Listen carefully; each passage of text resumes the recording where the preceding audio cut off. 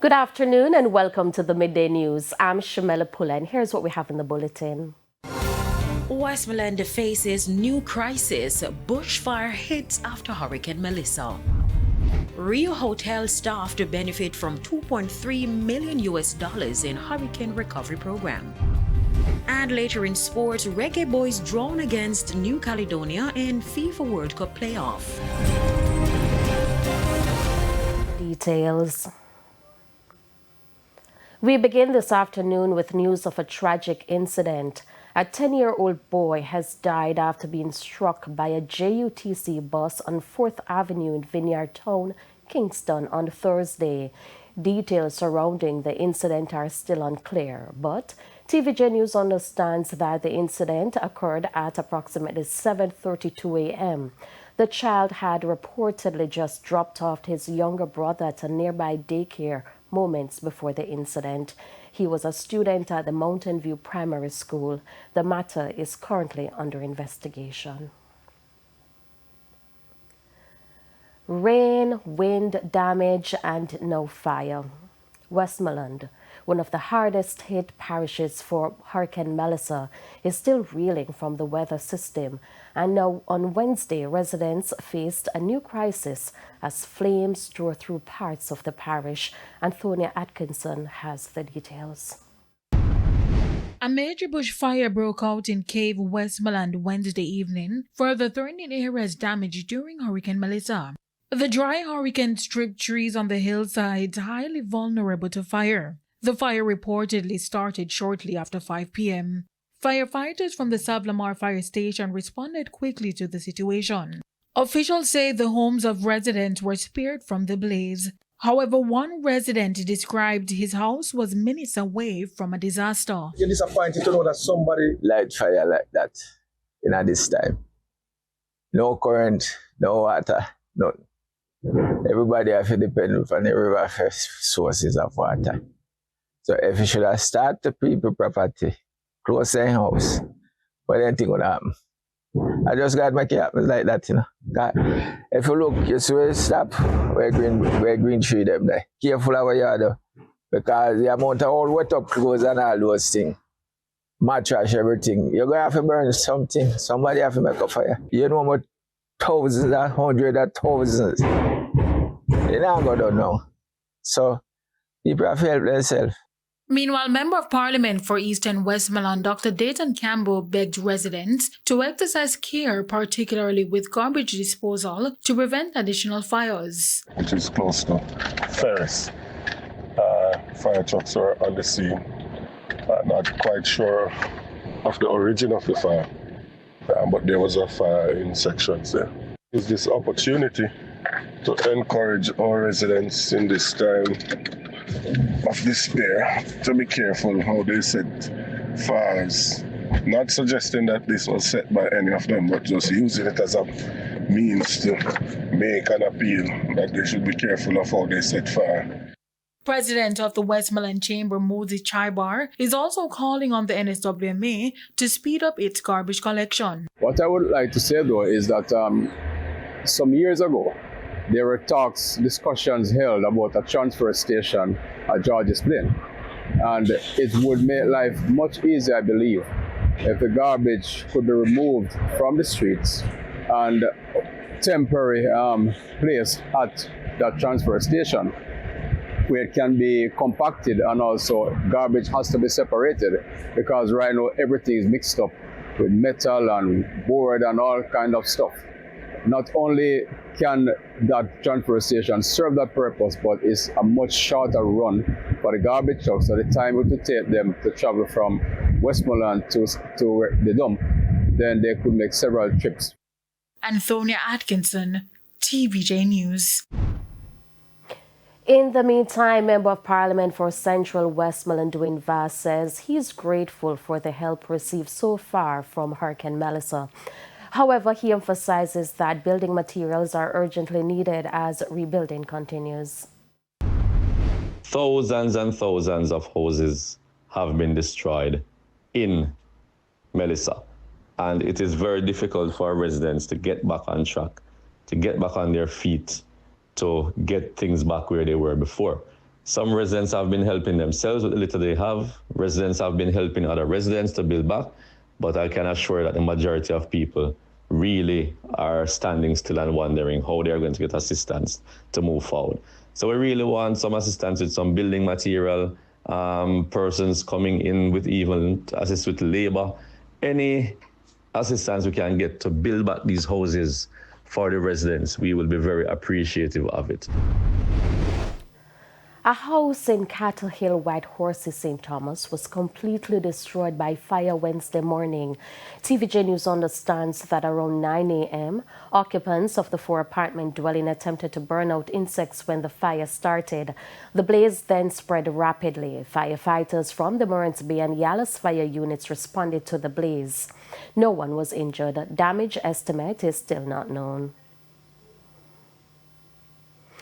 Thousands of staff employed to RIU Hotels and resorts who were affected by the passage of Hurricane Melissa are set to benefit from a $2.3 million recovery program. Karen Simpson reports.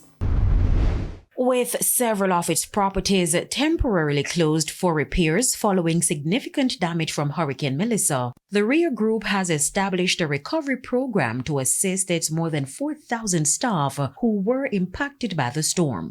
The company says the initiative is aimed at helping workers rebuild their lives. Human Resource Manager Samia Pitkin-Shakes said the program will include direct financial grants, home repair support, and emergency relief packages for team members. We decided that most urgent matters were first, there was a need for food items, water, and secondly, the reconstruction of their homes. RIU has mobilized $1 million in aid, with over 80% of these fundings allocated directly to our staff. This support includes $570,000 specifically for materials to assist in the rebuilding of our employees' homes, along with $230,000 for immediate relief packages to basic necessities. She said the remaining 20% was allocated to the community. The HR manager added that the group has also enabled an interest-free line of credit of up to $1,300,000 for its employees. Almost 800 of our employees have already filed their damage report of their homes so that we can start with the distribution of the aid, starting with those whose homes have been severely damaged.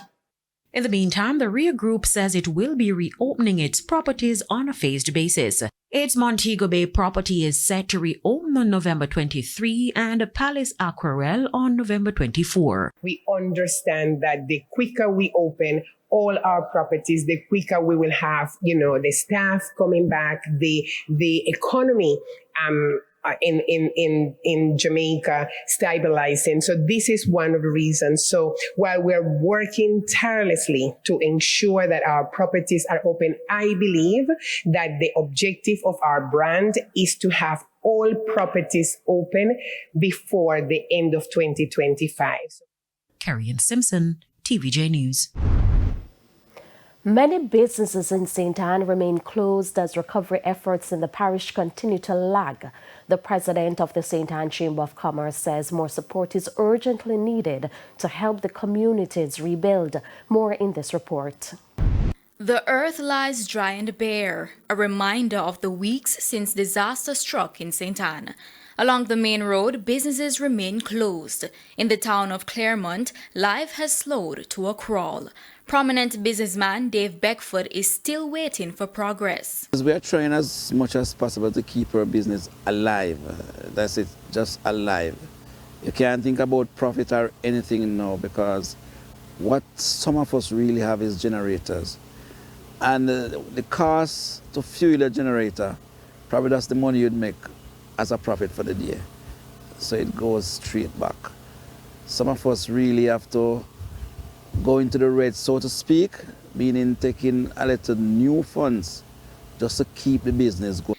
Like many others, hope is fading. Communities away from the main thoroughfare are in greater need. Right now, I need water. There are water trucks going through, yes, but they are not going into the inner. They are on the main. They are not going to the inner where the people really live. People doesn't really live on the main. You'll have businesses on the main, but people live in the crevices and corners, the streets leading off. They are the ones who need the water. Dr. Ransford Davidson, president of the St. Anne Chamber of Commerce, is calling for urgent action. He says recovery efforts have barely moved forward in 3 weeks and more support and resources are needed to help the parish rebuild. Essential services are yet to be fully restored for a lot of these communities. Small business operators, churches, community institutions, schools across the parish continue to struggle with severe disruptions. We're talking about loss of income, widespread power outages, absence of water supply, the absence of alternate energy necessary to keep small business going has been lacking. In some communities, there hasn't been water supply since landfall of the hurricane, and many families have suffered significant infrastructural damages to their homes, schools, place of worship. Aliyah Bryant, TVJ News. It's time for a break. Stay with us. More stories when we return.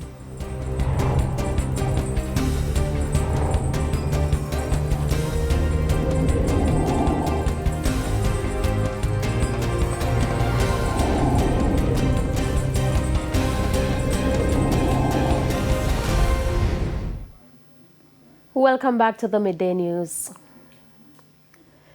St. Anne's Bay Mayor Michael Belnave says recovery is uneven across the parish, but he is still satisfied with the progress so far. He's urging residents and business owners to remain patient as efforts continue.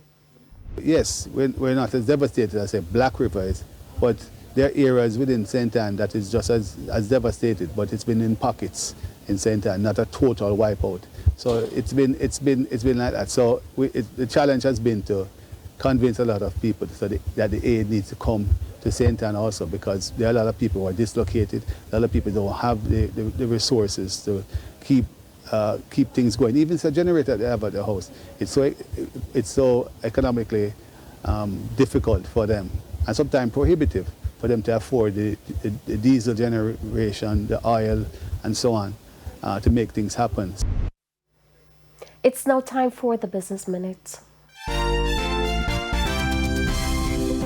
Chairman of the Wisynco Group, William Afood, says he is planning to build a water plant and factory in Lacovia, St. Elizabeth next year. The new plant will help Wisynco expand water production in that part of the country because demand for the commodity is outstripping the supply. He, however, stressed that no detailed project plans have been laid out yet because of the devastation caused by Hurricane Melissa.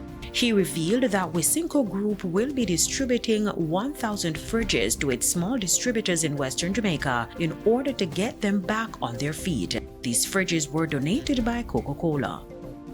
Further afield, economic reports coming out today could influence the Federal Reserve's next rate decision. They contain data on home sales, mortgage rates, and the belated September job numbers. That last one is crucial to the Fed's dual mandate. It's charged with maximizing employment while controlling inflation. Even before this new data, it seems some Fed officials were leaning toward holding rates steady next month. And that's it for the Business Minute. I'm Carrie Ann Simpson. Time now for the top regional and international stories.